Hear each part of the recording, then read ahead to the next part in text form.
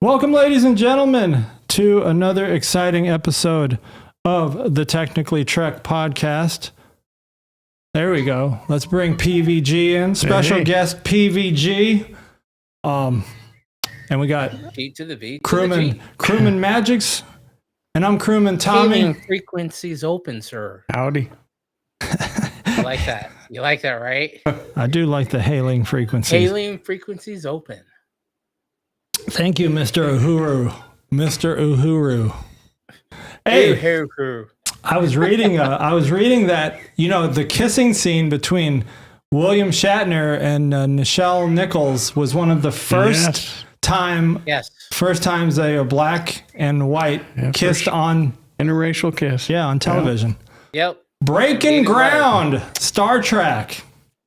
It was. It was also the first time a white man and a green woman had made out in many other species. This is true. Nonetheless, I have wondered, how many kids does Kirk actually have out there?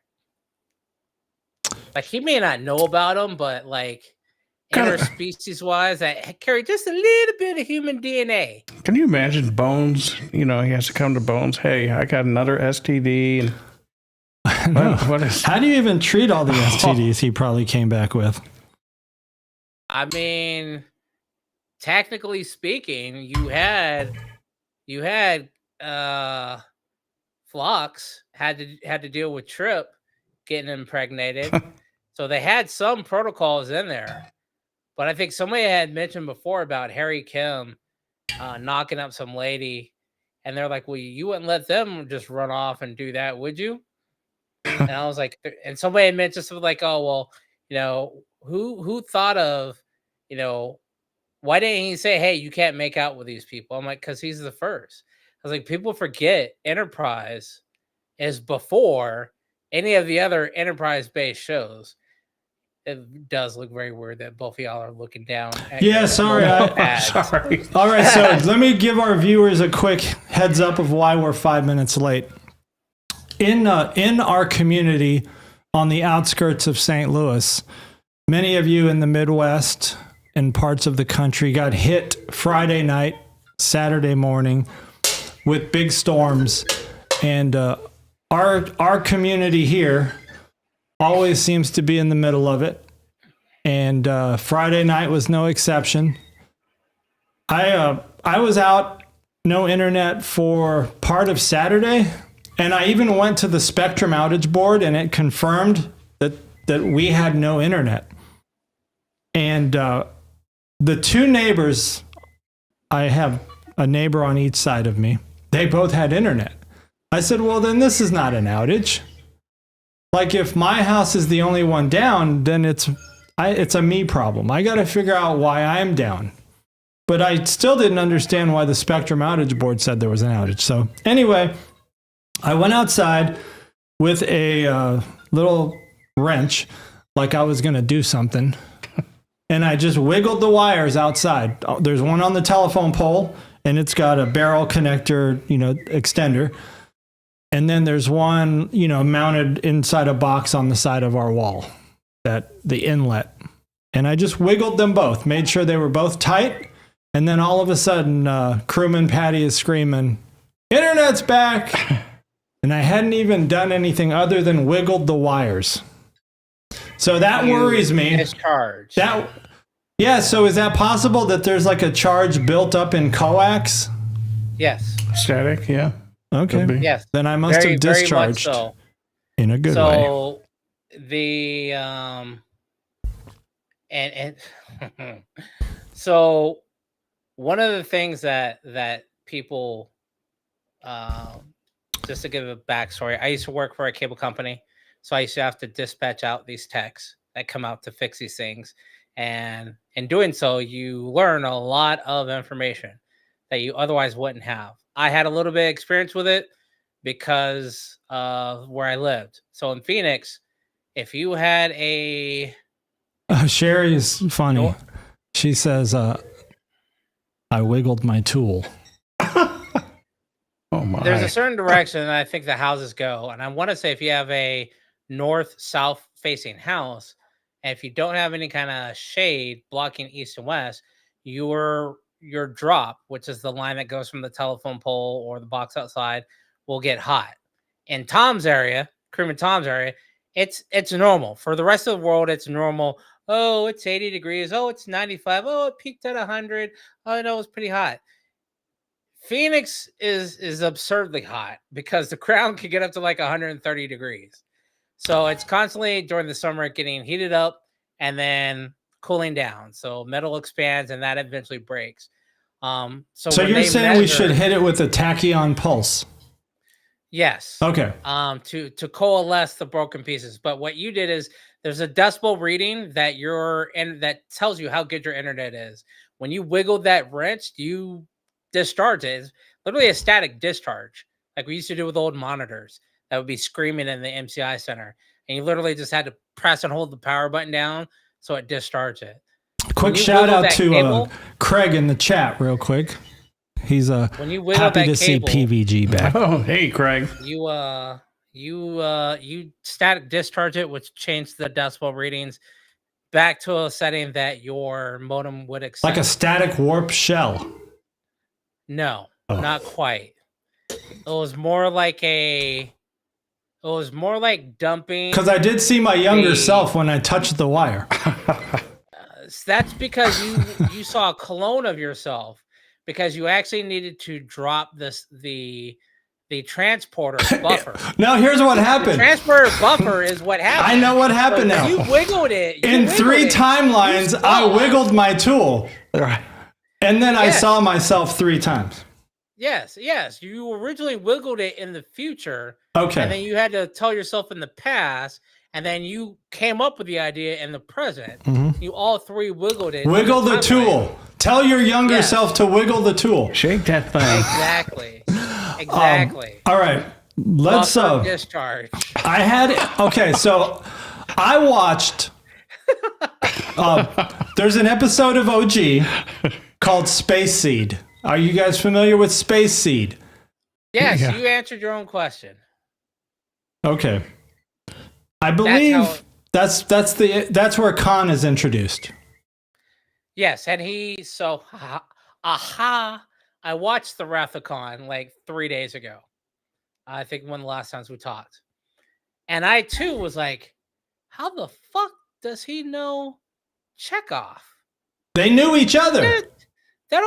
Because Chekhov said. So I stopped watching. So as soon as he did that, I stopped watching Wrath of Khan, and then I Googled which episode Wrath of Khan was introduced to, and then I saw it, and then I went back to finish watching the movie, and Khan says, I always remember a face. Yep. So, and in Space Well, I did it the other way around. Yeah, I watched Space Seed, and then I said, you know what? Because I was just plowing through episodes, and then Space Seed was an episode. It came on.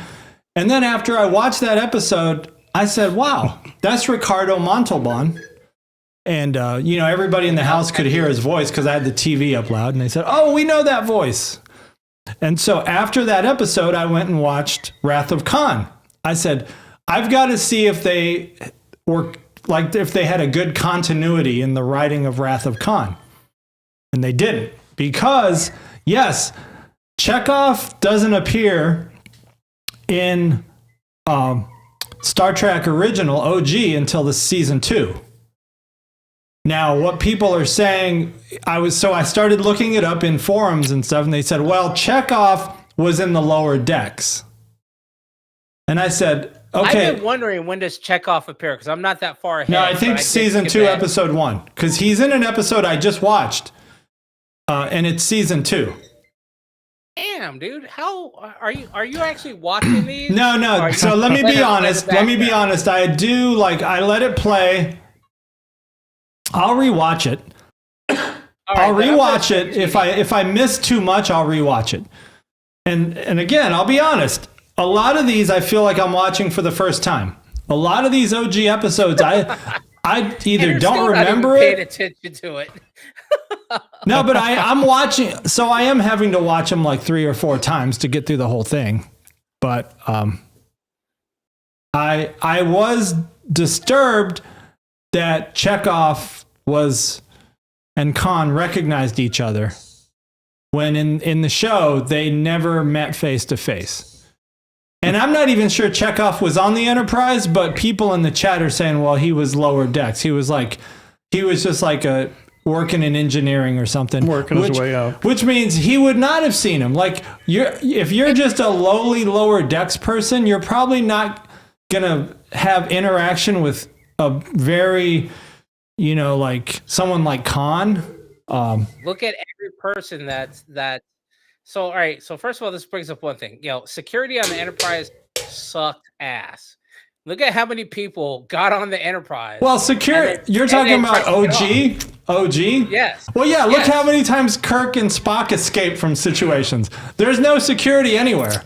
Knife chop! That's how. Knife chop! It's like everything is knife chop and you're done. I'm free! I had to stop playing the game because there was an episode where everyone was doing that, and I was like, judo chop. Right, judo chop. I was like, what the fuck? And I wanted to search. I was like, how many judo chops? I was like, that's just racist. I don't want this algorithm to peg me as that. So I just let it go. But I'm like, the judo chop is everywhere.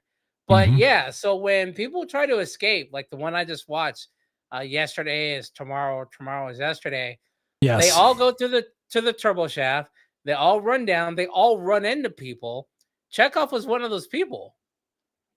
He just ran into him. And then he's like, oh, because he said, I never forget a face. So I was like, okay. And then I didn't think much of it. But then I'm like, you brought up this episode, yesterday is tomorrow, or tomorrow is yesterday. I'm like, this is starting to piss me off now about this whole time warp shit. Yeah. Like, motherfuckers, do y'all not take notes of your episode, of what's happening? Because there's apparently something that did carry over. The computer is talking like some slut, basically, trying to jump Kirk's bones. And it was like, yes, we ran into this planet where all the females are the majorities, and they reprogram them, and we can't get the computer to stop talking like it's a, pick up the phone, 1-800 line sex operator. So that carried over. I don't know. Where'd that come from? Look at the very beginning, Kirk is trying to leave a memo, the computer. Yes, Darlene. Yes, Darlene. So I don't know if they were trying to be funny with the writing back then, but the computer being kind of freaky was kind of weird. So apparently, and so like I was telling P there, PVG. I had to skip 2 episodes to get that one. So I was like, all right, maybe this computer matchup is in the 2 episodes that I had to skip to watch this one. So I have to go back and look. But then they brought up the whole time warp thing again. I'm like, hold on. This is the 3rd goddamn time in 18 episodes that you fuckers forget how to time travel. Yeah. And then McCoy is like, oh, well, don't you need to start working on your calculations? I'm like, hold up. So McCoy remembers how to time travel works. You motherfuckers acting like you're brand new. And then you're like, oh no. Where can we go? The engines are, Scotty's like, the engines are fixed. Where can we go? We have no place to go. Motherfucker, you got a Vulcan first officer. Go to Vulcan. They're clearly thousands of years more advanced than you. Go to Vulcan and figure shit out from there. Leave the Earth and problem solved. My biggest problem with what they did as far as time travel goes is, for one, and I think all of them, I think even in First Contact, they probably had to do this to get back, from the early years of warp drive when they helped Cochrane, and then they had to return back to normal time in Enterprise E. But like, they never go into detail about how they're going to get back to their normal time. Now, in this episode, they said something about the slingshotting, right? They're going to slingshot. They mixed it. So Scotty, again, mixes how they get to warp and how they get out. So, and the first time they do it, they had to blow something up, and they shot out so fast, they started going backwards. And then Scotty's like, oh, we've got to hit the braking engines. I'm like, motherfucker, are you a fucking F-14 now? You're hitting braking engines, or a 747? I'm like, who's flying this shit? Sully? Oh, man. But you're talking about hitting the braking engine. Ladybug I'm in like, here. okay, think nothing of it. Watch this episode today, and he's like, oh, we've got to be careful of where we hit the braking engine so we don't fly past where we're going.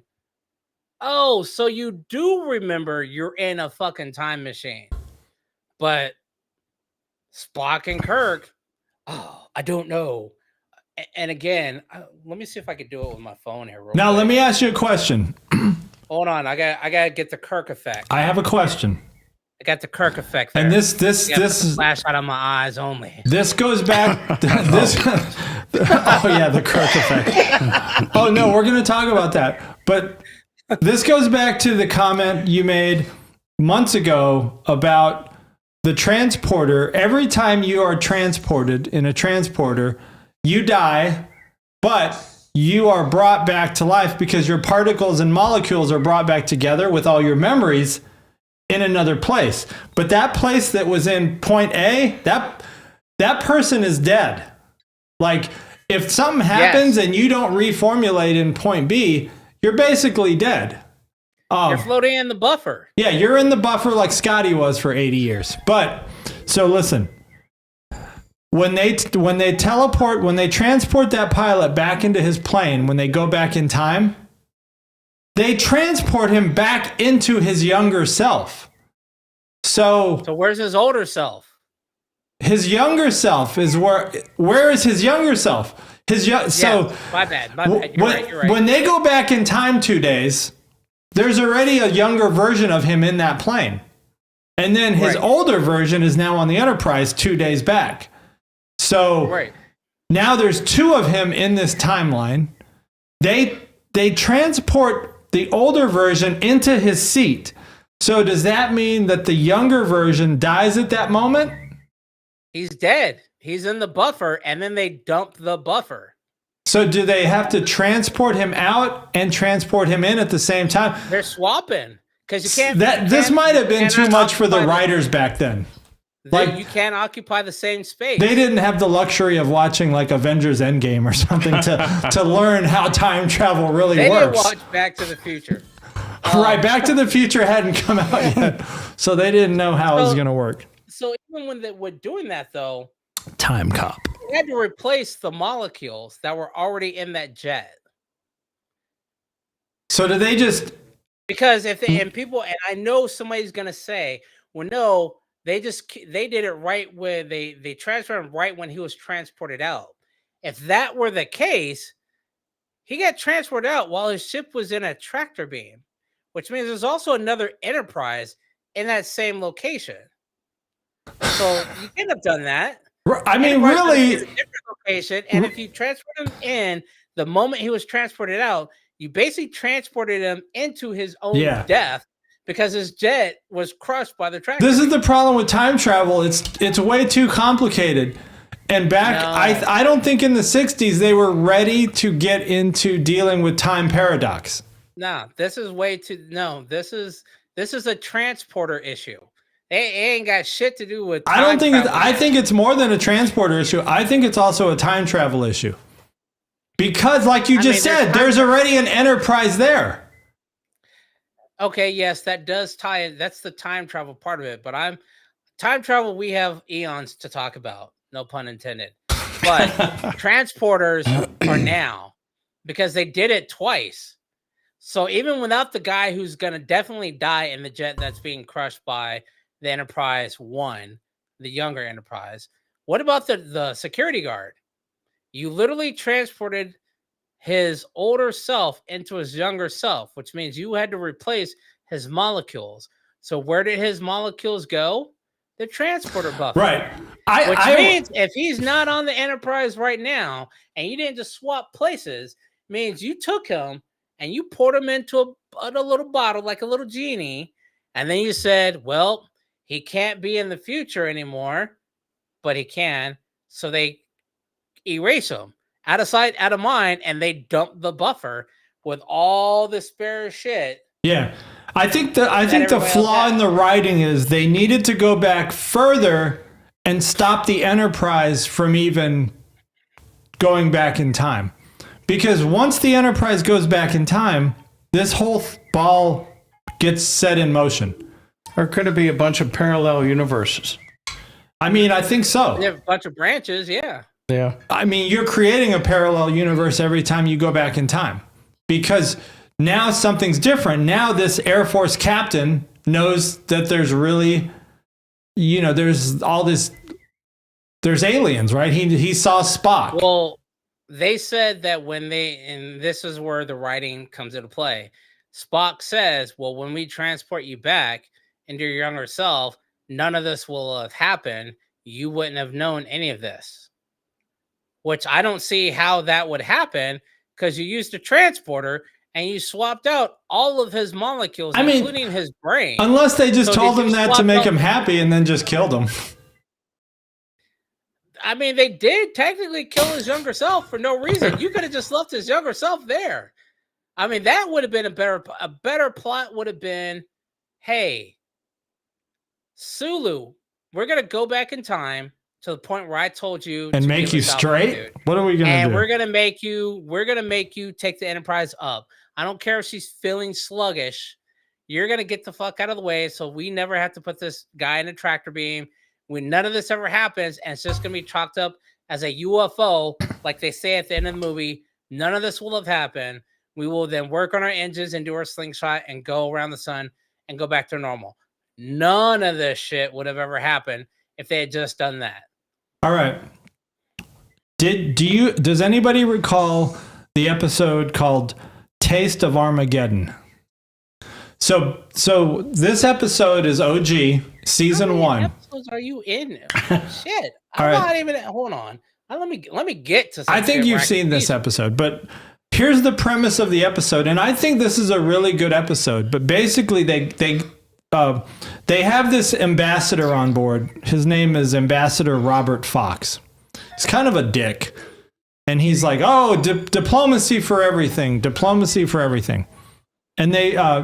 So what they're trying to do is they're trying to create a relationship with this. I forgot what this community is called, what this planet's called, but they have to. They want to be friends with this community, but this planet has a war going on between two species on this planet. Or I mean, they're humanoids. They've been at war for 500 years, and the high councils of both tribes that are at war have decided, well, instead of bombing each other and, fighting and killing each other on the battlefield, we're going to computer simulate these battles. And then whatever the computer decides, like if the computer says, okay, 500 of this tribe died and 700 of this tribe died, you have to kill that many people of your own tribe. Right. And so what happens is Kirk goes down. Okay, so this is Kirk goes down to do like the initial meet and greet with this one of the tribes. And they're like, "Oh, Captain, you shouldn't have come down here. We're at war. And now you're part of this war. Like you could be a casualty of this war." And they run their computer simulation, and their computer simulation says, "You know what? The computer says that your starship was just destroyed. And now you need to have everybody on your starship, all 400 people need to come down and they need to go into our disintegrator." And Kirk's like, "We're not going to do that." And they're like, "Well, but you need to. This is the rules. This is how we play our game." Yeah, this is the rules of our war." And so eventually what happens is Kirk gets a message to Scotty, who's taken the con, and that ambassador. Well, Scotty says, "Look, we need to react. We need to fire some photon torpedoes or something, or some phasers, because these people, I think, have our captain hostage." And Robert Fox, the ambassador, says, "No, let's do diplomacy." So they beam down Robert Fox, the ambassador. I know I keep saying that. And they immediately capture him and say, "Oh, okay, you guys are from the starship? Then you need to immediately go into the disintegrator because our computer says that you're dead." And so now the ambassador is like, "Okay, I guess diplomacy is not going to work in this case." And Kirk and Spock do their thing. And so this episode's not ringing a bell? No, it's episode 23. I was on episode 15. Oh, damn. I thought you were And what does the word plowing through mean to you? 3 episodes a week. You just got to leave Paramount Plus on and just keep going. I tried, but Episodes man. a week. 3 episodes a week. We're going to be watching the OG for like 4 years. What is there, like 70? There's 79 episodes. 2 years. I have it open. There's a lot. All right. There is a lot, and I know some episodes take 2 watchings because you're probably going to fall asleep. 3. That's the problem, dude. I fell asleep on them. I'm watching YouTube versus watching. What you're just watching the cliff notes of each episode, like the summaries. There are summaries out there. You know what's funny is there's another podcast. There's a guy who just put out a video. I forgot what it's called. It's just one guy, but he just did an episode about the yesterday is tomorrow thing, and I was thinking, oh man, they're gonna think that he inspired our conversation, but I had already had this conversation. I had already watched Yesterday is Tomorrow like 4 days ago, and I already wanted to talk about it. So I'm okay with it because I know I've left some comments on other people's podcasts, and then I realized that a week later they have an entire short on it or whatever, and I'm like, damn it, no shout out, really? Right. I mean, the one girl gives a shout out when she reads her comments. They pop up kind of like yours did. Yeah. I was like, all right, that's pretty dope. And I was thinking, hey, we should do that on ours. But then if we ever go back to the TUP shout out. Yeah, I mean, we had a busy week here in our community here. There's a big mayor race coming out, and Crewman Patty's been helping out with the set. There's in our town we have I think it's Tuesday night at the Legion. We're doing a meet the candidates. Yeah. So Crewman Patty's been doing the flyers and stuff for that because she's part of the Chamber of Commerce here. Yeah, we don't have that kind of thing. I mean, I'm sure we do, but you probably wouldn't want to be involved in this kind of thing. Big city stuff is way different. No, I don't want to be part of big city anything. Yeah.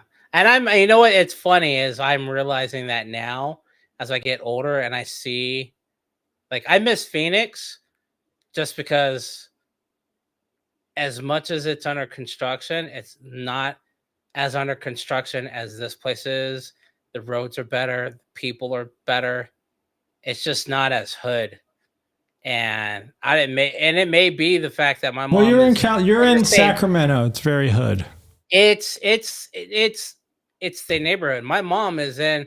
I started realizing last year. I was like, these streets seem kind of familiar, and it wasn't like, oh, I've been here a year or two, and they seem familiar. I'm like having childhood memories, and I'm like, hey, is it? And I was one of the times where I was actually talking to my uncle. I was like, yeah, that's where your aunt Pandora used to live, and then so and so lives. You have an aunt named Pandora? Yeah, not anymore. She passed. Oh, I was like, so this is the same. I was like, so this is the same neighborhood when I lived here as a kid. He was like, yeah. I was like, man, this place has gone to shit. I'm like, because it used to be nice. I think that's like the consensus of California. California has pretty much gone to shit. I was like, this is shitty. All right, let me bring up another thing. So we just talked about Taste of Armageddon. Did you watch the episode? Hold on, we're not done with yesterday is tomorrow, today is yesterday. Oh, whatever. I thought we were done. So because I have some things, and this is the other reason why I'm trying to stick to 3 episodes a week. Is I start because you're deep diving. Are you actually taking notes? I did. You're right. Why didn't they use the tractor beam in reverse to reverse the polarity on the tractor beam? Push them away. Push the jet away. I probably would have destroyed the jet. They did say it was so fragile. First of all, thanks for bringing up the next point. Why is Kirk slow as fuck to take action? Spock says, hey, this could fuck it up. 30 seconds later, he's like, yeah, go ahead and just put a transporter on the cockpit. Wait. Turn the tractor beam off. Stop fucking with Is this the episode where it's not Yeoman Rand, but it's another girl in a skirt? She's walking around the bridge handing out coffees. She's delivering coffees to everybody. But I do know this is like she just made a Starbucks run. Went from wearing black bloomers to red bloomers because they do the fake. Oh, the fake. Everything's shaky, and then she tips up. Anyway, that was one thing. Why didn't Kirk turn off the tractor beam or reverse the polarity to push the jet away, or adjust the power so it doesn't destroy the jet? Or just fucking move out of the way faster. Because I watched a thing. Impulse engines is damn near the speed of light. Well, it's a third. It's a third light speed, I think. 0.3. It's still faster than that fucking jet. Oh, yeah. A third light speed is very fast. So he could have just used the Y vector and go straight up. But he didn't. He bullshitted. Everybody was bullshitting on that bridge that day. Second of all, when Scott is like, oh, well, where can we go? Why didn't they say, let's go to Vulcan? Fuck this jet. Why didn't they just fuck this jet? Let him crash. He's got a parachute. Let's go to Vulcan. Hey, Sherry's got a question. What? Is Yeoman Rand's only job a waitress? Apparently. And to wear that hair. I think her job... She has a job on the bridge. Her job is to be eye candy, I think is her job. I believe so. No, because she's in 2 of the movies and she's sitting at a console at the bridge. She got promoted. She's a lot thicker. I mean, she got promoted about as fast as Kim did, but she's a lot thicker. Hey, speaking of thicker, hold on. Why didn't the airmen? Hold on, dude. I'm telling you. So the airman at the end is like, "Hey, I'm gonna help you guys out. I'm gonna show you a map of the base, where to go." Why didn't he say, "Hey, we need to get some clothes. You guys are gonna stick out like a sore thumb"? Why didn't you tell them about getting fucking clothes? They don't. How are they supposed to get clothes? They don't have. They have replicators. They have clothes replicators? I thought they have matter replicators. They did in Discovery. Why. Because they make the guy a cup of soup or a bowl of soup. The second guy that they that was a protein replicator. It's a matter replicator. They don't say protein. There's no difference at this point. It's all matter. In Discovery, they had replicators that made uniforms. Right. So the other thing is, how did at the end of the episode, the airman who's been restricted to quarters and escaped a couple of times know exactly what button to press to answer Kirk when he was in the transporter room? Like he worked there. Maybe it's well labeled. No, there's no labels on any of that. Are you sure? I thought there were labels on those buttons. This is why I stopped at 3 because I paused and went back and I checked. I was like, are there any labels on this shit? And there's not. He literally reaches over, blinded. Is like, yeah, go ahead, Captain. All right, you have a good one too. All right, peace. Click. Like you work there. All right, Sherry's got beef with how Yeoman Rand is treated. First of all, Yeoman Rand is a thought, and she knows it. Because without her inhibition, she literally told Kirk, this entire time, I've just been trying to get you to look at my legs. When they're on the planet with the disease and the kids. Put yourself into 1960s and then it becomes okay. I mean, hey, she was okay with getting smacked on the ass, so. Oh yeah. Sherry doesn't mind how she's treated. She just is wondering about how she has such a wide array of skills. So she knows how to run the helm, but then she also knows how to go and make coffee. Oh, that's a good point. I don't know. I honestly don't know. I mean, I guess that's what it was like to be a woman in the 60s. You did a lot. You did a lot of different things. Yeah. Everyone has to be trained. You get trained on one primary skill. I mean, and your secondary- can a airline stewardess also fly the plane? But reverse that. Aha. Reverse Aha. that though. You can learn how to use a communicator, but in order to do that, you first must master making calls. Or as Captain Archer says, I'm retarded? How is that even? That's okay. all right, let me ask you a question. You know I got a general question. And this is more modern, right? Let's step away from the OG and think about this question. This is a tactical question when it comes to weapons. Okay. Would it be feasible to put cloaking technology on a photon torpedo? Why not put cloaking? Can you get a little cloak for a photon torpedo and fire it at people? They won't even know what hit them. I think you can. Because think about, you know what made me think morality wise, you're shooting a photon torpedo at somebody. The Federation went. It's not fair. It's against the Geneva Convention and that's true. 1928. Yeah, it's against whatever convention where they said we won't research cloaking devices. So I think that's why, even though that would be a workaround, because I believe the agreement is they will not research cloaking technology for ships, and a photon torpedo is not a ship. Yeah, you can get away. And in which case, why don't they have pocket cloaking devices for the Makos? Just wear a cloaking device and you just walk in and fuck people up. You know what though? Janeway's shuttle, when she comes back in time in the final episode of Voyager, has cloaking technology. Because they stole that from the Klingons. Yeah, I know. That wasn't Federation approved. Aha. I got myself there. I still like the idea of cloaked. Now, and here's another thought I had. Photon torpedoes seem very slow.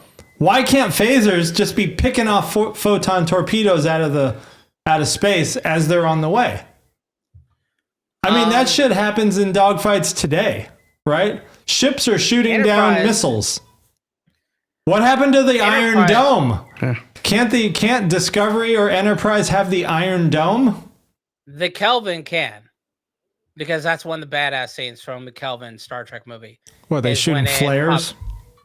No, all these missiles are being shot from the Romulan thing, and then the Kelvin pops up out of Jupiter's atmosphere to the new Kelvin theme song. And I'm like, oh, shit, fucking shit up. And then it's just like, I'm like, why don't they shoot that way all the time?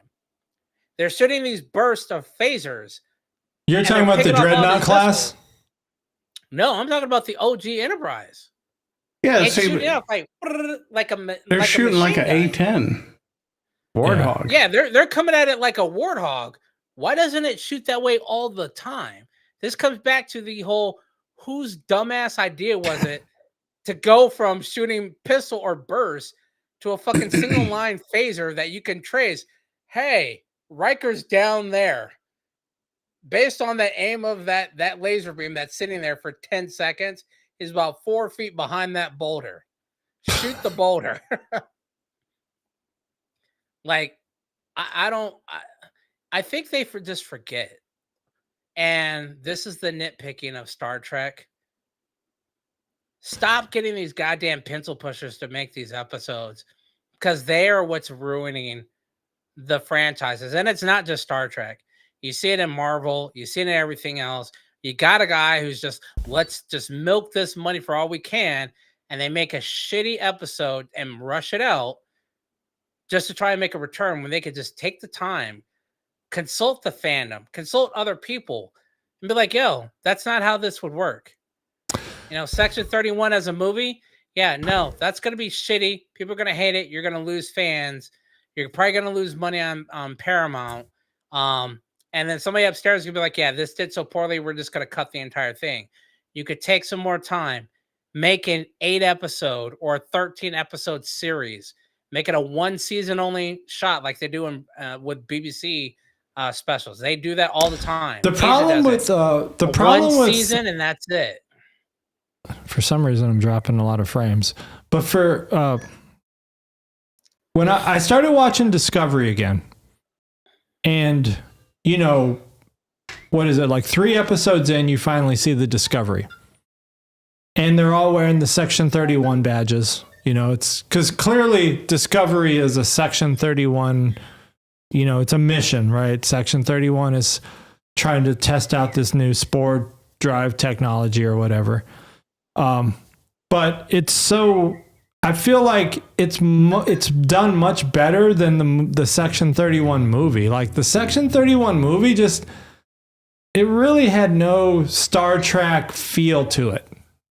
You know, like Discovery, when Discovery shows up in the Discovery show and they're all wearing the Section 31 comm badges, I mean, you know, you're like, this is Star Trek. You know, you feel like this is Star Trek. Wait, you said when Discovery shows up in Discovery? Yeah, in the 3rd episode. Okay. I think that's because they didn't know they were part of Section 31. Well, some of them did. Yeah, Lorca. Yeah. But I don't think anybody else knew that they were actually part of Section 31 based on their comm badges. I think that was a Easter egg that you later realized, like, oh, shit, these motherfuckers didn't know. Oh, you didn't know you were working for the Nazis. That's why you're so blind to the fact. Right, but Section 31 is clearly a part of. Though. It's like what would you call Section 31? Like the CIA almost? NSA. Or the Mission Impossible Squad? Okay, you call it that. You know, like they're not like they're very disassociated to the normal government, right? Like the government has no ties, even though the government pays for everything they do. Yeah, that would be the impossible IMF force. Yeah, so I think that's Section 31. Thank you. That right there is what I'm talking about. Look at all the series that have come out. IMF is the only series, and for those that know, IMS is the Mission Impossible Force, that has come out from the very beginning to damn near the very end that has not had a continuity issue, a reboot, a remake, or anything, because it's all done by Tom Cruise. You had one person, and it's been over what, 15 years now? Over the damn near 15 years? Yeah, it's like a passion for him. So, good writing. But look at what they've done with Star Trek. It's been rebooted twice for the movie universe. It's been rebooted like 3 or 4 times in the series universe. And then you got all these little sprinkles here and here, like the Section 31, the Star Trek shorts, Prodigy, where people were like, oh, this is a new Star Trek IPA, but we're not going to tie anything together. We're going to be successful. And if you look at it, you don't. And they're not. Just like Spider-Man. Spider-Man is never going to be as good as it can because you went Spider-Man 1, 2, 3 with Tobey, Spider-Man 1, 2 with Adam, and then now you got Spider-Man 1, 2, and 4 with Tobey. Not Tobey. Tom Holland. I don't count 3 because you had all 3 of them in the one. But it's the same story rebooted over and over and over again, and you never get past that. Just like Batman. You never get past the beginning story of Batman. They just restart it. You never get past the beginning of Superman because you restart it. Everybody knows the origin of Superman and all these other people because they just tell it over. Hey, want to watch that origin story one more time with a different actor? No. Fucking keep going. Yeah. I mean, that's definitely a flaw in all these remakes that are happening nowadays. I was going to ask you how many questions is. I was going to tell you we need to reduce the number of questions. Yeah, it's reduced. 30, it's reduced to like 10. Plus, I think these questions are going to be so hard that I'm going to just give you the answers. But let me see what the screen looks like here in OBS. Not to change the subject. I want to go to 10 forward real quick. 10 forward. You know how to get to 10 forward? I want to make a 10 forward run. Oh, okay. Yeah, yeah, Ten yeah. Forward Definitely. has a shack right outside the door. Just turn to the left and find a bush. No. He's just going to get refills. I'll take something from 10 Forward as well. That's what you should call this section, the entertainment trivia part, the 10 Forward trivia night. 10 Forward trivia. Or maybe we should have 10 Forward thanks, Tuesdays boss. and have a second 10 night Forward of Tuesdays. Just trivia. Do you think we'd be able to pull that off? Tuesday night, 10 Forward? I don't know. 10 Forward trivia. It's Like your game show night for Trek Talk. We'll see. All right, let's see what I got here. Let's see what I got in my PowerPoint. Okay, so we talked about tomorrow is yesterday. Yeah, here's a little screenshot. Oh, you put some work into that. I'm telling You know what? So I had to pause this for a long time because I couldn't figure out what jet that was. What is it, like an X-23 or something? No, that's definitely not X-23.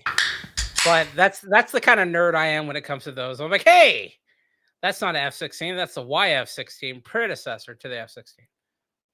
But anyway. Crewman Patty in the chat asking if we just shouted out the chamber. Yes, we did. We shouted out the chamber. All right. What kind of plane was it? Okay, I didn't figure out. Oh, I had one more beef with Wrath of Khan. After the Wrath of Khan does its first, after the Reliant Khan does its first big attack, Scotty comes to the bridge and he's carrying someone who's like all bloody and. I know exactly. Why did you go to the bridge and not just go right to sickbay? That was Scotty's. This is Scotty's fuck around and find out to Kirk. This is Scotty saying, I told you not to do this shit that apparently is cut out of the movie, and this is the result that happened. I agree. You fucking stupid. He's making a point. He is. Look what you did to my nephew. Yeah. But I still think he probably should have taken him to sickbay. Nah. Was he dead? I think he was. Sickbay was fucked up. Oh. Sickbay was all destroyed and shit. No, he was not dead yet. He was. I guess it's close he was to. talking. Well, where was McCoy? Where was Bones? Don't know. All right. Well, that was my beef. Oh, Star Trek Starfleet Academy news. Needs a chick that needs a hamburger. Or casted a chick who needs a hamburger.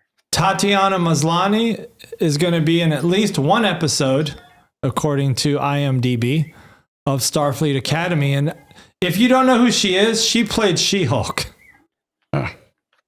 Oh, yeah. Orphan Black. I did watch. She's very hot in Orphan Black, and in She-Hulk, I don't know. Lost a little respect. I'm not used to seeing her with that. I'm not seeing her with that long of a hair. She's got many long hairs. Okay. Not in her human. So maybe she can redeem herself in Starfleet Academy. And speaking of Starfleet Academy, Becky Lynch from the WWE is going to be in Starfleet Academy.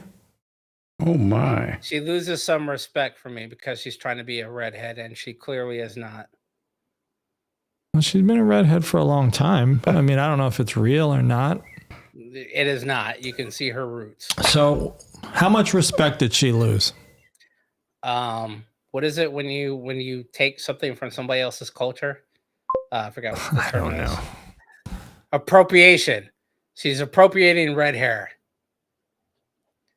That's all right. I mean, Crewman Patty is saying, I always have to toss up the eye candy. I don't agree with that. When have I ever done that? What? These are just photos that I found on the internet. This has nothing to... Who is this? Mgyx clearly doesn't think this is eye candy. Mgyx appalled. First of all, she does not appear to have a good HBA ratio. She's appropriating red hair. So you're saying she probably has no ass. She doesn't look like she has an ass. It looks like it's all hip bone. Okay. See? No eye candy here. That's the thing. No eye candy. Some people, that's the thing. But I am gonna. This next slide is not eye candy either. This is just a strange new world. We're just trying to get an update. Paramount Plus, can you please put out a release date? Because I want to see what happens with the Gorn. I have no interest in seeing what happens with Nurse Chapel, but I do want to see what happens with the Gorn. I want to see. Man, there's so many things I want to see out of this time period that they could do mini series on, or even like 2 or 3 shot episodes. So like her story was that she was on a planet and they got attacked by the Gorn and all that other shit. And you kind of get to see part of that in that final episode. Yeah. But apparently Kirk is also on. Kirk and somebody else were on a planet where basically it got Thanos'd. You're talking about like OG? Yeah. They were like, hey. Kirk killed a Gorn. Yeah. They had hand-to-hand combat. I'm not talking about the Gorn. I'm talking about series that they could do. And in the interim of this. in that OG episode, the Gorn looked like something from the Power Rangers. No, I thought so. I saw that as a kid, and I thought my dad was watching Land of the Lost. I was like, when did that slee stack turn into that? I don't look like a normal slee stack. And my dad's like, this is not that show. I'm like, it's a slee stack. He's like, this is not that show. I'm like, wait a minute. And then Captain Kirk, when did Captain Kirk get on Land of the Lost? Like television, like that just was way over my head. But her family and Kirk were on colonies that were decimated. That you never hear about, you never see about. They talk about, they mention them, but now they're so you're saying backstory episode? Yeah, fill in the backstory of some of these people. Oh, okay. So you were just talking about how there's always a light shining on Kirk's eyes when he's in like some certain scene. So they came out with this phrase called the Gaussian girl, where anytime that Kirk is talking directly to a girl, and then they flip to the girl's perspective, showing the girl, she's always very softly lit. I've brought this up before. Right. And it looks like she's very diffused. They did that. It's saying here, to achieve the effect, thin layers of plastic diffusion filters were placed in front of the lens. So they were doing it on purpose, obviously, to make the girls look more, I don't know, was it romantic? I don't know what it is. Like candlelit? It's annoying as fuck. So why did they do it with Kirk in his eyes? Like, because Kirk was ask Sherry. Kirk was eye candy. Young Shatner. Patty and Sherry was Kirk eye candy? Back in the 60s, he was. I heard Shatner himself wanted that a lot. He always wanted the attention, the light on him. He always wanted the best script, the best lines for himself. Yeah. I've heard that from Doohan. I went to a convention one time. And, oh, Sherry says he was. See, Sherry says he was eye candy. All right, I don't remember my verses. I'm sure it has nothing to do with eye candy. Yeoman Rand versus Yeoman Barrows. Like Barrows. I liked Barrows too. Pretty eyes. Wait, is Kirk the bald dude? That's wrong. The bald dude from X-Men. No, you're thinking of Picard. Oh, so. And look, and see how close this is how close everybody stood to Kirk on the bridge. Either McCoy or Spock, they were like right behind him. Like McCoy normally had his hand on his shoulder. That's the one that I just finished watching, is Shore Leave. Okay. And there was one episode where one of the yeomans was giving Kirk a back massage. Yeah. Thought it was Spock. That was Shore Leave. Yes. Okay. Yeah, Kirk thought it was Spock. But it was like That's why I was like, it might have been Yeoman Barrows. Yeah, I believe so. It was funny because I was like, wow. And then because Spock let it go, like didn't say shit about it. Just gave him a little look. I'm like, oh, your emotions are showing, because you could tell he started to smile or crack up a little bit. Crewman Sherry. I just called you Crewman Sherry. Sherry says, Nope, look up a Sherry. picture of Shatner from 1966. I'm good. His shirt's probably half ripped.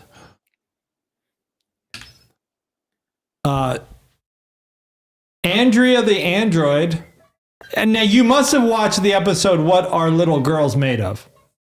I have. Okay, that was pretty. Because I was waiting for. Yeah. Honestly, I was waiting for a nip slip that entire episode. Nip So, like, slip. there's no way that she went that entire thing without them popping out somewhere. Probably a double-faced tape or something. Duct tape. And Nope, because there was the top was moving. Oh, Usually, if you got double tape, it's stuck there. I was like, all right. I don't know if they have double-sided tape back in Yeah, 1960. maybe not. They did. It might not have been invented yet. And then Lieutenant Palamas, who's actually in an episode I just watched with the Greek god, I forgot his name. But I think Apollo. that's Apollo, yeah. And then they ended up destroying his I little... liked Droid Andrea better. Yeah, Droid Andrea, Yeah. something nice about a droid. You know, just obedience. I was going with the brunette, but Oh, I mean, if you like- want to get all freaky about the droids, that's on you, man. The obedience part was I mean, nice. she had some pretty good AI.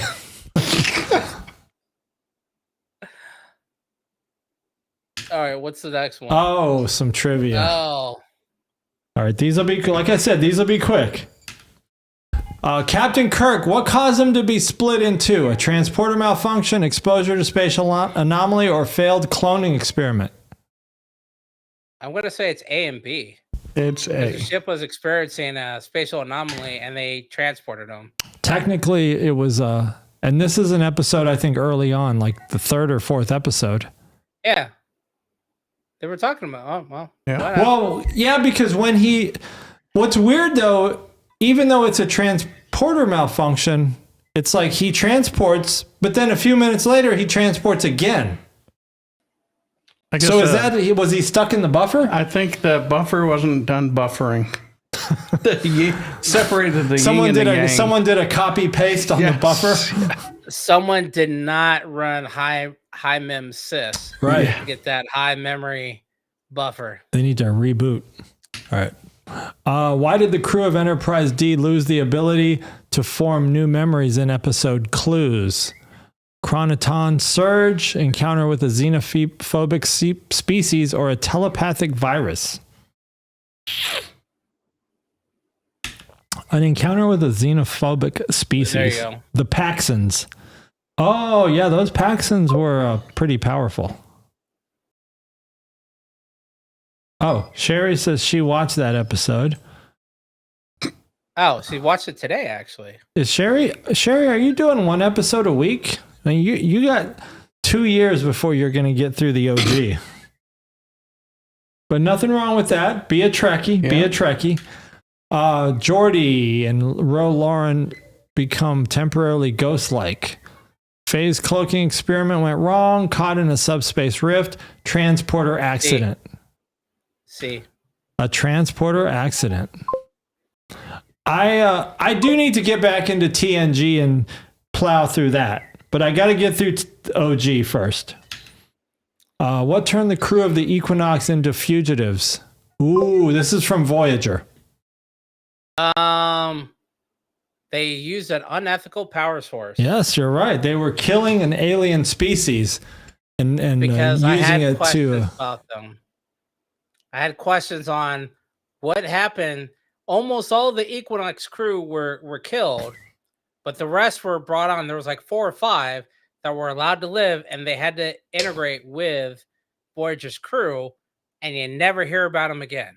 This episode made me think of like, too bad they didn't have Ghostbusters that could just vacuum those things This up, motherfucker. because they did look like Ghostbusters ghosts just floating around. They did.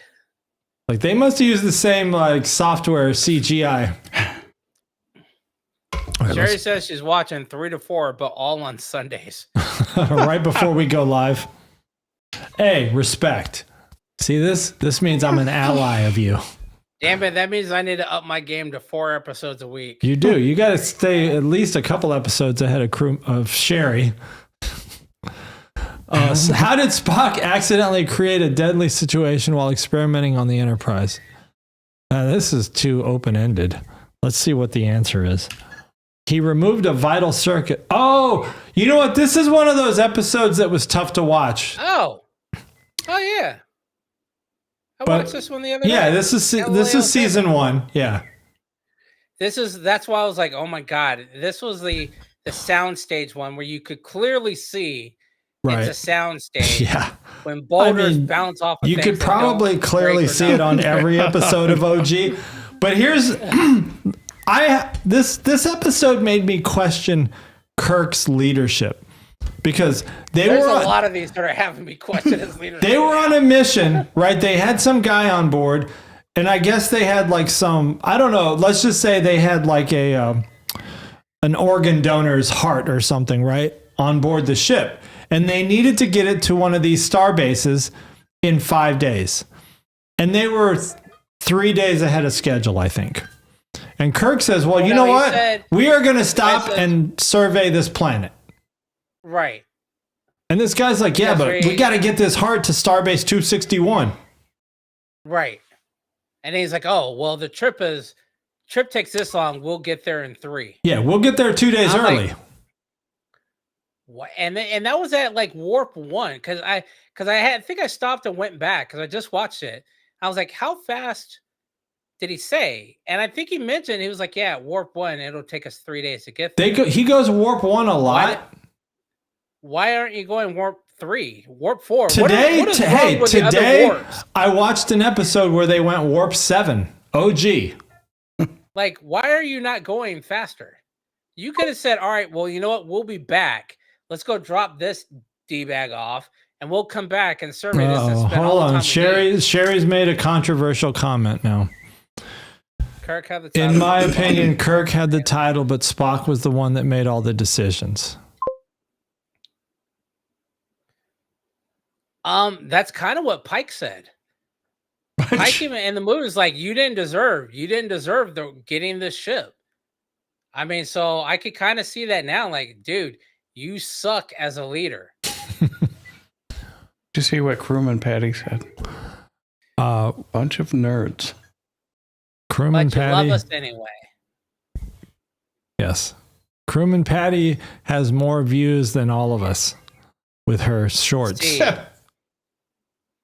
I'm going to go see genetic experiment gone wrong. Reginald Barkley to become super intelligent. I think you're right. Let me click on the PowerPoint and hit page down. Exposure to a probe's energy field. A Cytherean probe altered his brain to vastly increase from episode TNG, the 9th degree. I forget that he is on a lot of guesting on TNG too. I forgot that he was in First Contact. Oh, you're right. Until I watched it again last week. What caused the Voyager crew to believe they had been traveling for years in the thaw? I don't know. I don't remember that one. A neural link simulation. A computer program trapped their minds in a shared simulation. I don't recall that one either. How did Data nearly destroy the Enterprise while attempting to experience dreams? I'm going to say B. I think he sent a power surge to the warp core. All right, let's see. He sent a power surge. Episode Phantasms. Captain Janeway and Tom Paris mutate into amphibians. They traveled at warp 10. See. Just saw that one the other day on Pluto. That's where I get when I'm not watching TOS, I'll put on Pluto TV, and there's like 3 Star Trek channels. One for Voyager, one for TNG, and one for DS9. Now, and they'll just play. Traveling at warp 10, at least in the old days, was always said to be impossible. Because... But don't you have to travel that fast to get to time warp. Okay. Yeah. Yeah, it makes sense. Yeah, because traveling at warp 10 is basically traveling with unlimited containment, right? Like if you travel at warp 10, it's almost like traveling with a spore drive. You can just be anywhere at any time. That's what they say. Because it's That you're- unlimited. Once you hit warp 10. Yeah. But there are now people that are saying that warp 10 is relative to the star date or where technology is at the time. So like saying warp 1 right now for, let's say, the Enterprise E is the equivalent of warp 9 or warp 7 for the Enterprise A. OG So I think that there Enterprise. are people saying that the warp speed has never been constant and that it evolves based on technology. Okay.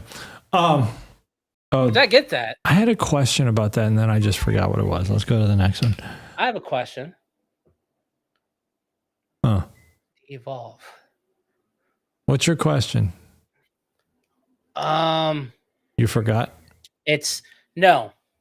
It kind of goes along with the warp. When did they start using star dates? You read my mind. I was going to ask. Like, what is today's date in star? What is today in a star date? How dare you?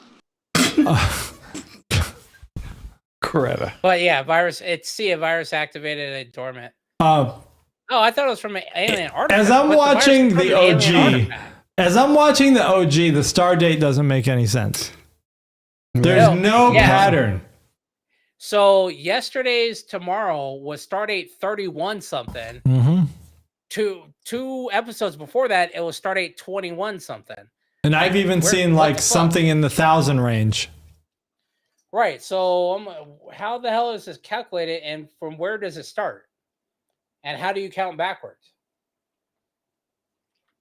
Yes, good question. I don't know the formula for Stardate, at least in the 4-digit era. Well, what about in the 5-digit area? Well, I guess there's a calculator online for that. How did Dr. Crusher get trapped in an alternate reality? Oh, nearly get trapped. A. A dimensional rift isolated. But I liked your confidence, but it is C. The warp bubble experiment trapped her in a collapsing universe. What went wrong when Neelix attempted to host a morale-boosting event? The ship's holographic systems malfunctioned. He accidentally poisoned the crew. I'm going to say B. I'm going to go C. Because Neelix was the cook. I'm thinking he did C. He accidentally poisoned the crew. It's episode Mortal Coil. Neelix is the worst, in my opinion. You know, they found him like rummaging through space garbage in the very first episode of Voyager. That's right. Yeah. He was just rummaging through the debris field. He's like that big floppy-eared guy in Star Wars. And you know, Neelix tricked them into rescuing Kess. I just watched an episode about that, about things you didn't know about Voyager. Yeah, so a lot of people compared Neelix to Jar Jar Binks. Yes. He's a goofball. He serves no real purpose. And then people said, well, what happened to him when they got to when they went home? I guess they ejected him and he stayed in the Delta Quadrant based on the books. And now he's the ambassador for communications between the Alpha Quadrant and ships that are going into the Delta Quadrant. Because one of the big questions was, why did Voyager just chart straight to the Alpha Quadrant? Why didn't they go to the Beta Quadrant or the Gamma Quadrant, where they knew that there was a wormhole that goes to DS9, literally and it's shorter.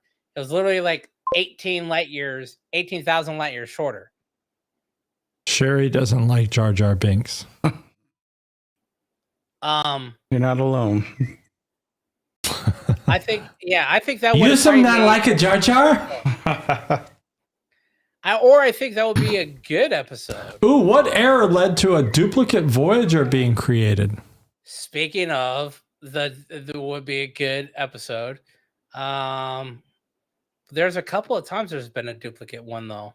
But I'm going to say it's What B. I'm talking about is when they landed on the demon class planet, and the demon entity duplicated Voyager and its entire crew. Voyager episode Deadlock. Check that episode out. If I believe in this episode, the prime Harry Kim is killed, and they have to take the duplicate Harry Kim, and he's the one that continues on.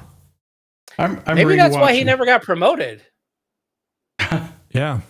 I'm rewatching Voyager. I forgot all the episodes. Or maybe it's just because he was Chinese. I don't know.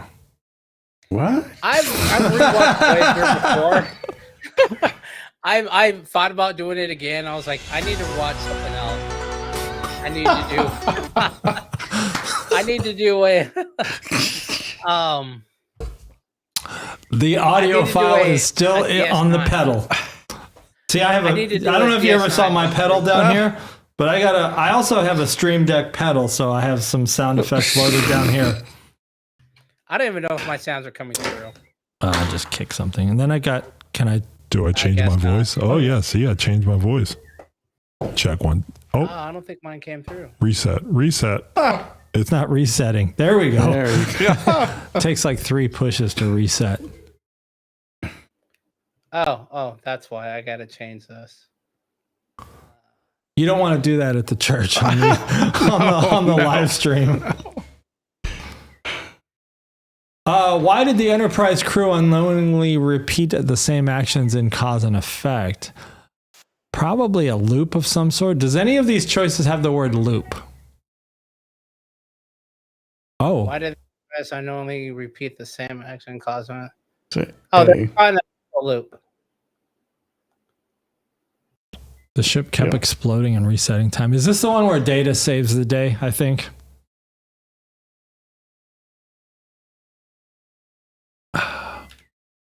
What caused Kirk's crew to suffer from intoxication-like symptoms?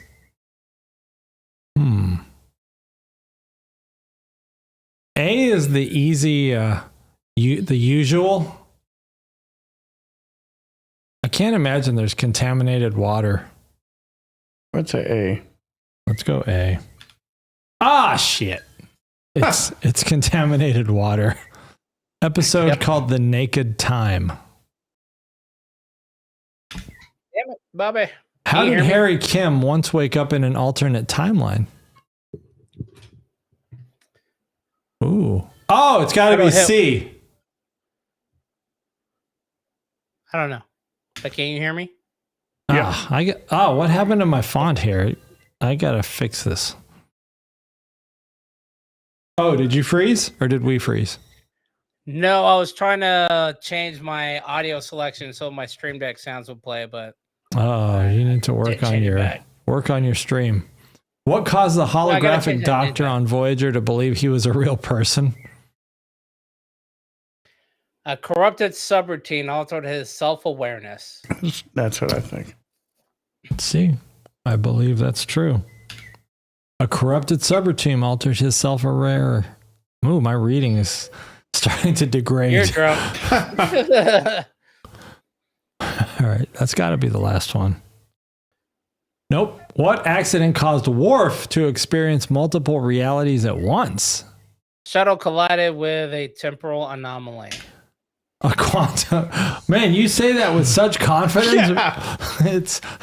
I almost just not even want to show the real answer. I'm still because reading. I don't think because I just watched this episode where Shuttle collided with a temporal anomaly and it goes back to the wrong Enterprise and it's an alternate reality. He leaves, comes back, and he's in another reality, and they eventually find the match his frequency of his reality and send him back. Keep in mind, these questions are from Chat GPT, and I feel like, I mean, even if you look at the description, a subspace rift caused him to shift, which a subspace rift could also be considered a temporal anomaly, right?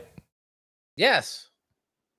So I think we might have multiple answers here. Or multiple answers. Let's blame that on Chat GPT. Yeah. Stupid ass. This is what you get with AI. people. Watch out for AI. A DS9 question. First one in the batch. Why did Cisco and his crew become trapped in a war simulation? That seems pretty easy. A holosuite malfunction. I mean, if they're in a simulation, it's probably a holosuite malfunction. Well, because there was one where the one I'm thinking of had like it was like World War II type shit on one part of it, and then on another part of it they were on a ship. So and they were locked, and it was all holographic. So I don't know. Holosuite malfunction. Okay, sweet. Where do you rank DS9 in your Star Trek rankings? I used to rank it at the bottom. Oh. I really do. But now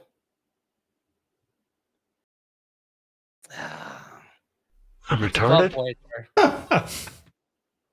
I rank it at the bottom.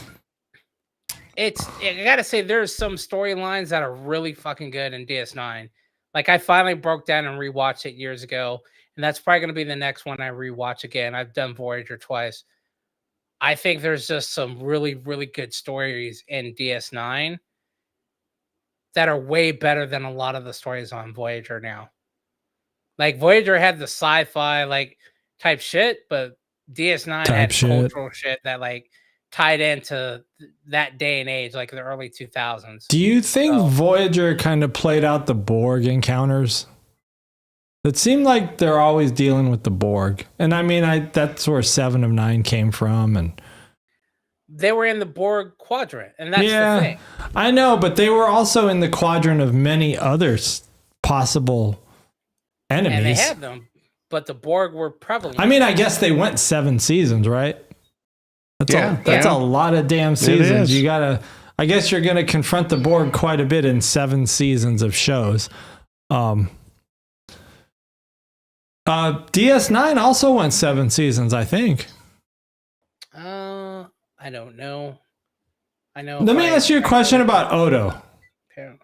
Do you think Odo was highly respected by the founders? It seemed like he was. Because he's an original. He was an original founder? I thought he was one of the... I thought he was one of the... Like what they did is they sent like 100 babies to different species. He's the first 13. So he's kind of like me. Like, what about you?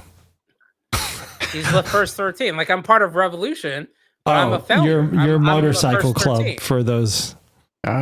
We got to put that in context.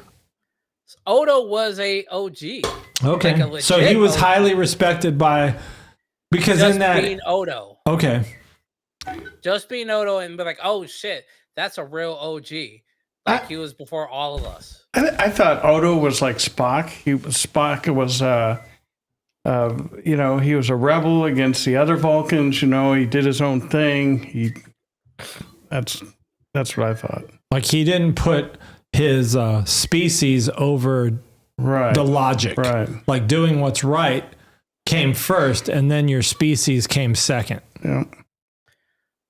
I think a lot of these, and this is kind of what I was talking about the showrunners. I think a lot of them are trying to take too many things from other series and making them in like, oh, we need a Spock character. All right, let's make an Odo. Oh, there is a formula. Character. I mean, there is a formula for getting it right. Like you do need different types of personalities. Right? You need different personalities, but you don't need the same characters. Just played by different actors. I mean, but Odo had his uniqueness. I mean, he was a damn shapeshifter. That was just that was the shittiest. That was just a coincidence. That I saw a lot. Like every time he shapeshifted, it was like, this is worse than fucking watching Kit on Knight Rider.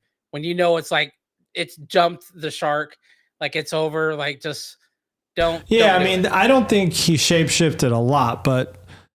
Did you know that it was totally do you know why? Let me ask you this. Do you know why in the OG they did the transporter so much?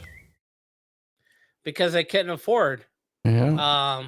The shuttle with the scenes shuttle. It cost was way too much. cheaper to transport. Yeah. Use a transport effect. That was so awful. I mean, the transporter effects that we can do now with our phones are way better than they could do on the show.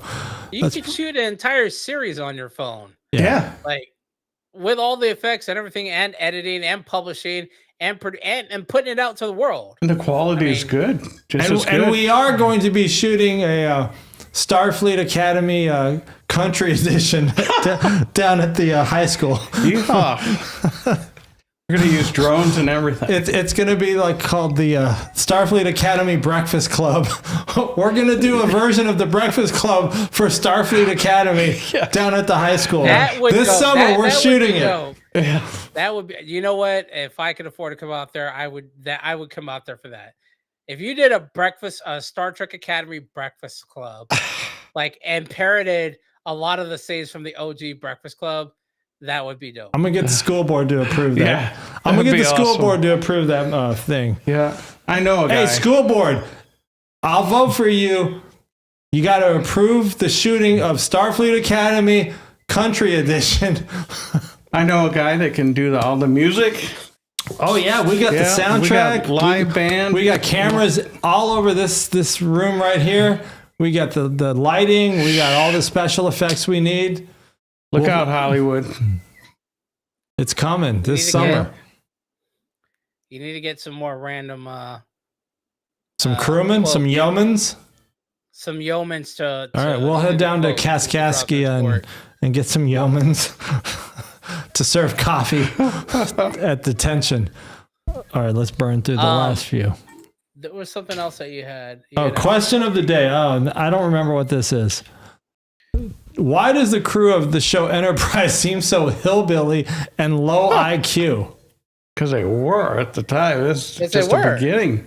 But I don't understand. Like right now, think about this. Right now, if you said we're gonna take a random handful of people and you're gonna go out into space because now we can space travel, would we be that stupid?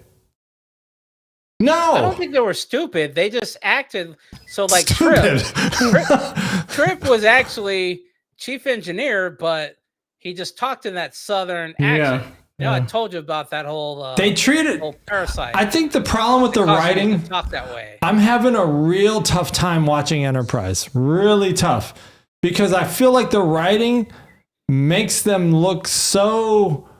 They're always so combative, and they're just. They're not open-minded people. They're so closed-minded on Enterprise. Dude, you got to think of it this way. Most of those people that were on the ship came from either Malcolm military on a planet, on Earth mainly, or you're basically have only been in your solar system. You've only been to Mars and Saturn and Jupiter. Let me ask you this question. Your parents were a trucker. Question. So then, you literally, there were space truckers. So, and then what's her face?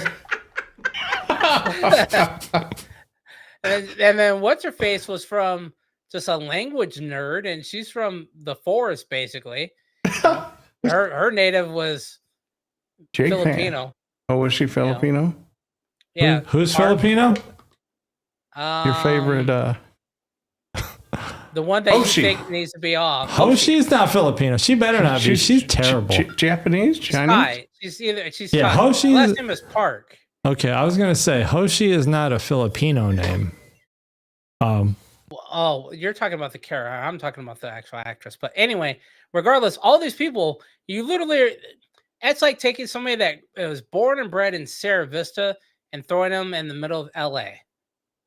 They've heard of LA, but they've never lived there. And you just drop them out there with a 1995 Honda Civic, essentially, and say, "Hey, live it up." They don't know what to do. They're not dumb, but they just don't have the life experience. Of What's space happening with like our view here? This is a weird scene. Let me go back to a normal scene. There we go. That's a OBS user error. Ooh, I forgot you brought me a sec. Oh, what scene is this?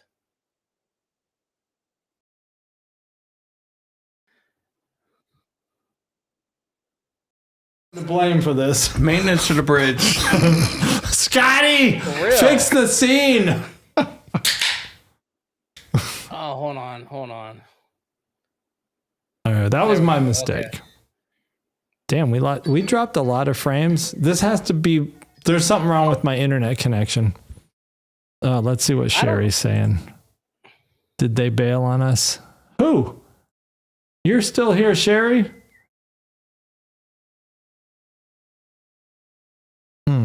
Yeah, I don't see anybody else bailing. I was gonna ask you a question about something. So right now you're in the premise of watching Enterprise? No, I tried. I just cannot get through a whole episode of Enterprise. I like Enterprise. I liked Enterprise. I hate the theme song. Oh, the theme song was. I hate the theme. No, let me back up. I hate the theme song that they had to revert to. The original theme song I was okay with. This, it's been a long. Shut the fuck up. You want to be Bon Jovi? Just shut the fuck up. Jovi. You, oh my God. They're like, just trying to make it like so. They're trying to make it a 90s show. It was stupid. No, that is not 90s music, dude. That music sucked. Yeah, when I see comments in forums of people liking that theme song, I'm like, that's not a Star Trek theme song. That's the theme song of like a love movie. Like It's a Hallmark movie. That is the theme song to the revised or revisited Party of Five. The next year. Sherry is asking a question for a noob. This is a noob question. So when you say Enterprise, is that the same as the OG? Oh, no. Get out of here with that question. Just kidding. No, there's a show called Enterprise starring Scott Bakula, the guy who says this. I'm retarded? That's what he looked in the mirror. Scott Bakula, who was basically Sam from Quantum Leap. Yeah. Yeah, so. And a couple other. I really liked Enterprise. I'm trying to watch it. I am trying. You know what? If gun to the head, you say, hey, you got to watch TOS or Enterprise, I'm watching Enterprise. I'm watching TOS. They are both my favorites. I'm watching TOS. I'm watching OG over Enterprise. The OG comes first for me, and then Enterprise, and then Next Generation. Because you can't say Bakula over Shatner. No. Look at my face. What?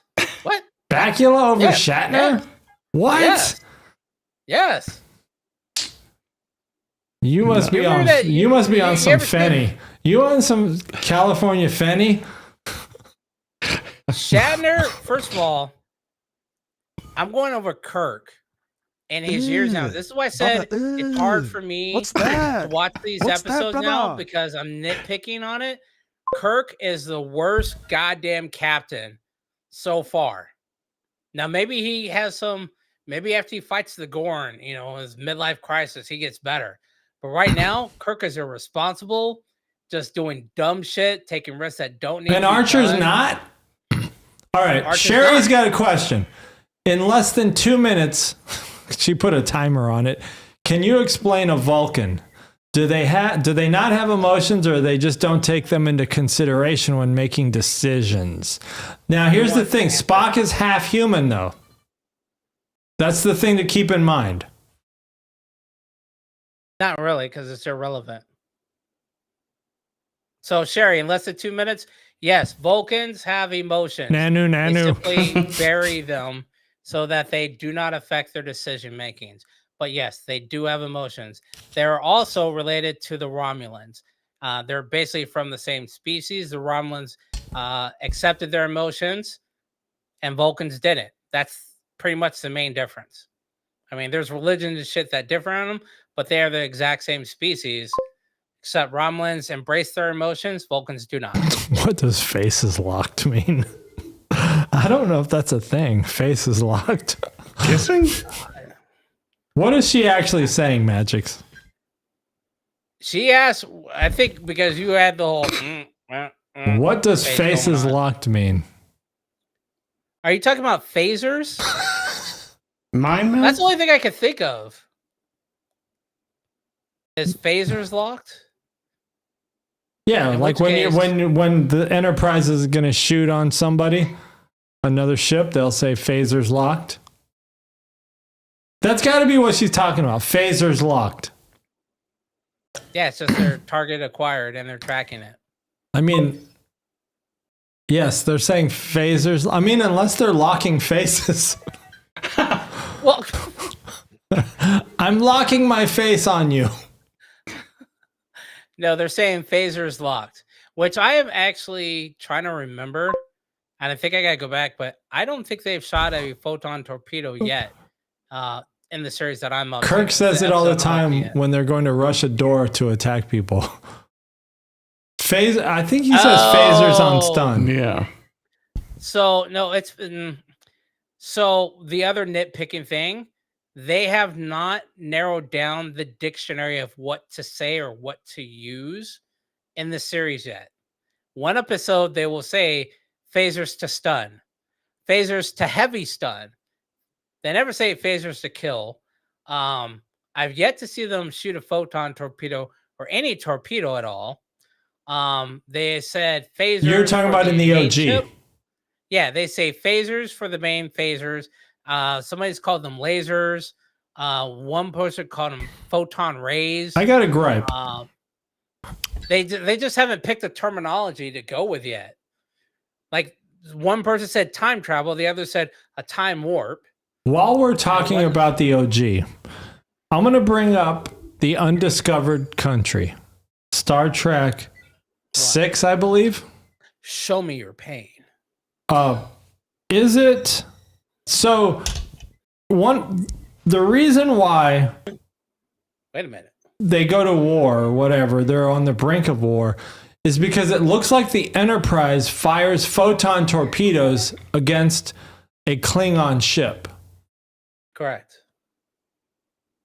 I guess when Scotty or somebody or Spock pulls up the data banks, it shows that the Enterprise fired those torpedoes, but Scotty says, no, we didn't fire any torpedoes. We didn't put any torpedoes in the launch bay and fire them.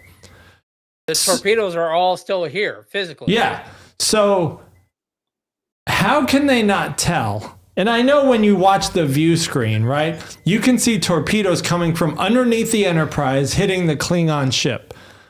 So are they not? What confused me is how can they not tell that they're the ones firing the photon torpedoes? Because the shuttle or the craft is near the launchers. So if you're at the bridge and you're watching on the screen, you can't tell You're where the not seeing photon it. torpedoes came from. No, you just see that it's coming from underneath the ship where the normal photon torpedoes come out of. It's not a window. It's a monitor. So you're not seeing a live image. I mean, you are seeing a live image, but it's not like you're looking out of the front windshield of your car. You're looking at a monitor, a camera monitor. Right. So you don't actually see the launch tubes themselves. I would think there's a lot of records, yeah. saying that Like you hey, got to be able to say we didn't shoot that torpedo. our inventory is still full of, we didn't shoot any. But they don't care. That's the problem is Yeah. the Klingons don't care. And it was a Klingon. It was a cloaked Klingon bird of prey, right? That was firing those torpedoes Yes, it was a cloaked shuttle, to start I a think. war. Yeah, it was the Klingons. It was actually three people. It was a Romulan, a Klingon, and a human. Got together, were like, yo, we can't live without war. We need to keep this war going. Oh, Because they were talking Sherry, about peace talks. let me read Sherry's comment. I saw the episode today when the evil alter ego Kirk I mentioned almost that earlier. essayed Janice. She might have started the Me Too. The problem is Janice wanted that, so she wasn't about to call HR about it. And who is the HR person? Is that Bones now? Is Bones HR? Or You know, is it Spock? this is a good question because in TNG, you've got Deanna Troi, who seems like a very instrumental character on the Enterprise D. Picard's Enterprise has Deanna Troi. How come no other ship has a counselor? when Deanna Troi seems so critical? I don't know. Maybe other ships do have them, and we just never see them. I mean, when's the last time you saw NTG a crew of another ship? We're like, all right, this is the captain, this is Exco, here's my comms officer. We don't ever see that. The original, like, what's BSG? So Sherry's asking, are the subsequent shows supposed to be a continuation of the OG, or are they remakes? They're a Depends. Continuation. I think they're extension of what is out there. Extension of the OG. Yeah. I think the Next Generation was built totally on the OG and carries it forward. But then you've got Calvin, which is its own thing. It's a different universe. Discovery is kind of its own universe. Yeah. How's Discovery? No, Discovery's still a continuation. Is it though? Yeah, it is. Christopher Pike. That I remembered because you just brought up that movie, but then I got the movie wrong. The one before that was Cybok. Spock never mentions Cybok again. Oh, hey, did you get a new shirt? I just thought about. Did you get a new Star Trek shirt? No, I just showed I you. like that pin. Oh, you were in a pin. Oh, okay. You got a pin. Yeah, I got a pin. Okay. I had to wear it on the wrong side because the mic is right Mgyx, there. I still have one for you. Awesome. I'll take it. Yeah, I got his address. I'll drop it off here. We have him on our on our address. And did you see PVG shirt? I did. Dominic at Jalad. Something Monagra. At Tanagra. I couldn't remember. I wasn't trying to read the shirt. I just remember the saying. So I was like, you know what? I need to go to T Republic and look for some new shirts. It was a great concert. I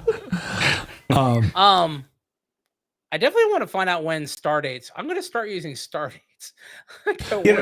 I think what Sherry's asking is are these reboots? No, they're not. Every series is a continuation from the original. Except for the Kelvin. Right. And except for Discovery. Kelvin is not a show. Kelvin is a movie. There are no Star Trek. Okay, well, Discovery is a reboot then. How is Discovery a reboot? I mean, because there's a different James Kirk. It's not. It's not. So you're saying watch the episode. What about Strange New Worlds? Is that a reboot? So in the OG, they get James Kirk's name, middle initial wrong. In the OG? In the OG, they show there's an episode where his friend gets the silver eyes. And he's like, oh, and he's on a cliff. He's like, he's pointing out, talking all this shit, doing, the evil guy shit talking monologue. And he points out a grave and it says James R. Kirk instead of James T. Kirk. Really? Huh, and it just goes on. And they're like, oh, no, there's two different Kirks. I was like, how is it? Now, some people in the Trek community say one is the clone Kirk, kind of like William Riker and Thomas Riker. Because the original is William T. Riker, William Thomas Riker, and then the duplicate is just Thomas Riker. So some people are saying all the times that Kirk has been split in half, gone to the Mirrorverse, one of those are him. But they're saying, no, it's the same Kirk. However, someone else is now, and there are other people that are saying Spock, the TNG episode was Spock. And there was another one where the Klingons blow up their planet. Oh, actually, no. It's Undiscovered Country. Because they're saying, hey, the Klingons have 50 years and then they're going to be wiped out. And that moon explodes in that movie. Hey, I got a trivia question. They say that Spock and the Spock reunification is what caused Romulus to blow up, which started the Kelvin timeline. to begin with. Who was Kirk's defense attorney in The Undiscovered Country in his trial? That is Worf's grandfather, Lieutenant Worf. That's right.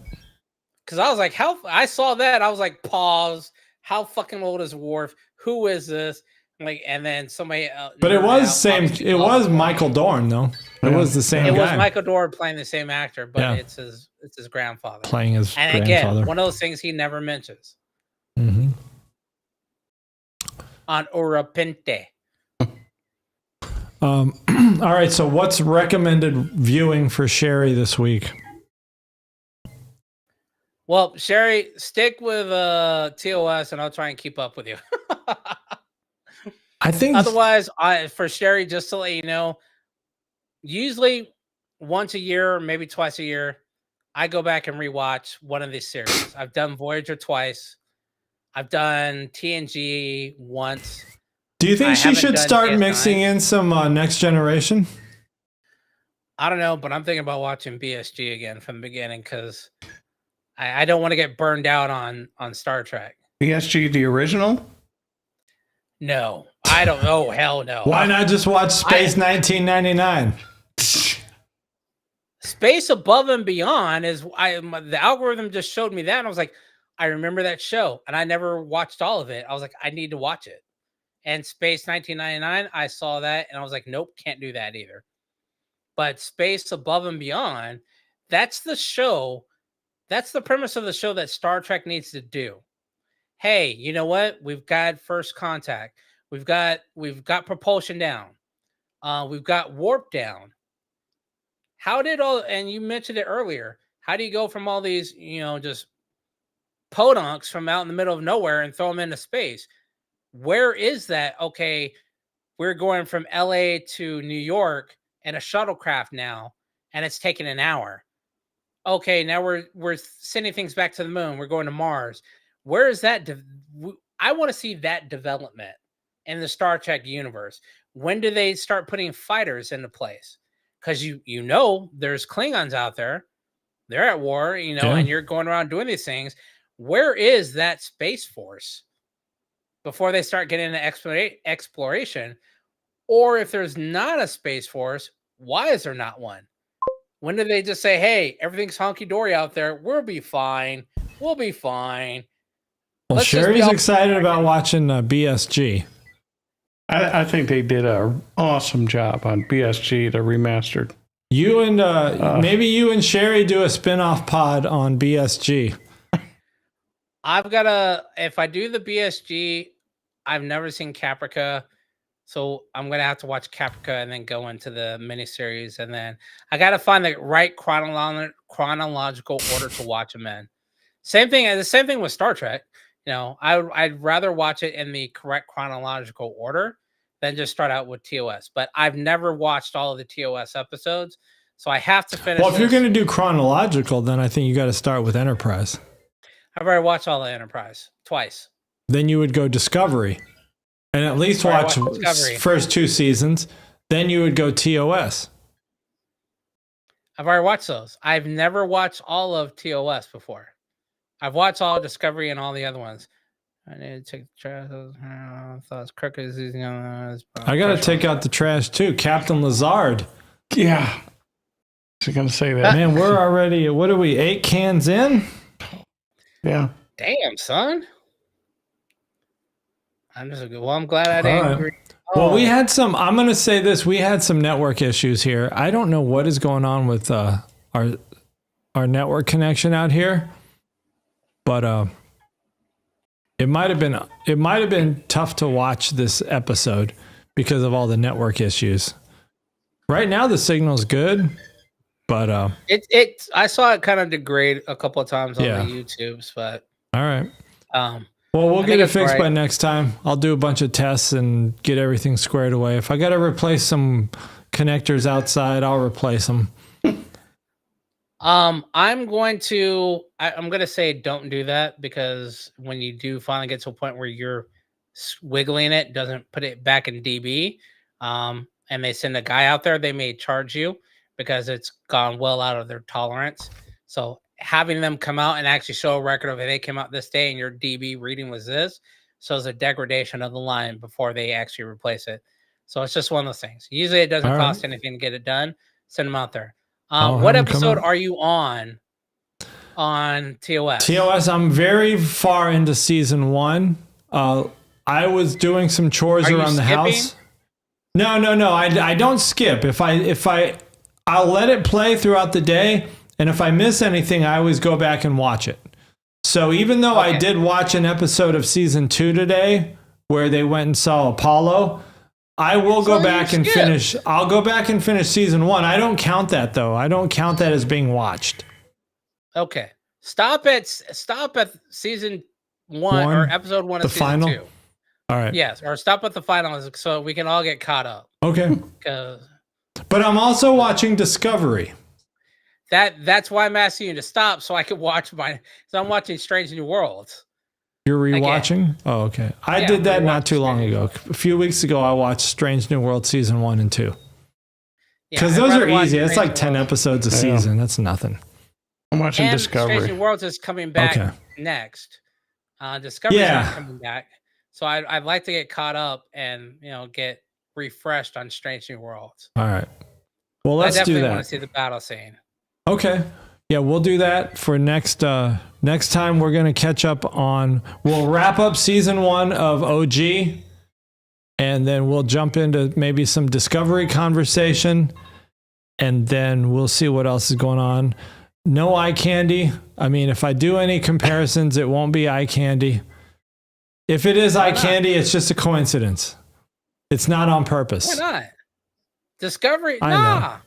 That should just be our niche. Our trademark is you're going to see eye candy on some of our PowerPoint. It's just how it's going to be. A Final Four, Sweet 16. We are guys who like the eye candy. Eye candy's good. Whatever happened with our Sweet 16? Wait, has that even started yet? The brackets? I've been trying to find a good bracket that I can do online, and I just cannot find a good bracket, like a free bracket service. Okay. But the brackets the brackets need to happen. So I need to figure something out with the brackets. Okay. Have you already done your bracket for NCAA? I'm not doing that. I don't watch NCAA anymore. I know, but you just pick U of A to win and then you just put it aside. I can't even do that because I guess they just lost a game the other night where they should have won. So it's too disappointing. I already took my faith out of the University of Arizona. Well, I haven't put it anywhere else yet, but I just took it from them. I think an episode bracket would be good too. Of Star Trek. Yeah, but there's so many now that it'd be kind of hard to pick comparison. Okay, we still got the opening theme songs. The bracket there, and then we've got the bracket for best first officer. Yep. And then we got brackets. We'll do like a starship bracket where we have like a bunch of starships like Defiant, Enterprise E, whatever. The Galileo. Yeah. Well, the Galileo is a shuttlecraft. But it's still a spaceship. What's your favorite shuttlecraft? Delta Flyer. And then we'll do one for eye candy? Best hollow. Yeah. I mean, yes, definitely one best for eye candy. Yes. But you could definitely do like best holographic episode. One that has stuck on a hollow deck or hollow suite, whatever. Yeah. There's a lot we could do. We'll have to think about it. All right. Okay. We'll do that. Don't forget, everybody. What's Sherry saying? Most devastating death. That's good. Death. Tom has no heart, so he doesn't know how to judge a devastating death. So let me ask you this for our guest. What is the most tugged on the hardest death in the Star Trek franchise? What is your top death moment? Movies or TV show? A lot of people say Spock. Are you going with Spock? Yeah. In Wrath of Khan? Did I plant that in your mind? No, it's Spock has always been my worst. What about Kirk's son? Not so much. Nobody knew him. Yeah. Nobody liked him. No, just no one knew him.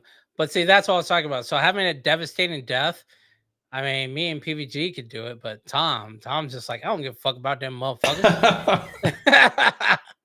Yeah. I mean, it's true. I mean, but you know, some people say, you know, the death of Spock obviously is one. Tasha Yar, her multiple deaths. There's a couple of them out there, but anyway. All right. I can't think of any more devastating ones. We'll put a bracket out for that. All right, we're gonna wrap for tonight. Next week we'll come back. Next star date. Star date will be next Sunday. Will be 03 Something. 20. Don't try. All right, so we're heading to 23. We're heading to 25. 11 forward, where there are many bathrooms. Captain Lazard is calling. Big time.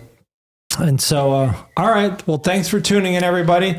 Like this video and subscribe to the channel. And share. Yes, share the video. And we definitely I got to get Crewman Patty back in the studio to do some more quotes. Everybody's asking for it, and she is being very difficult in that realm of participation. Yeoman Patty, do you need to be demoted? Yes, we will demote her. I don't know what's below Yeoman. Yes. Maybe this week we'll have better luck if there's no tornadoes or anything. Yeah, or snowstorms. Yes. So, all right. Thanks for tuning in. We will catch you guys Sunday night. Catch us on TikTok as well at Technically Track. Thanks, everybody. Bye-bye.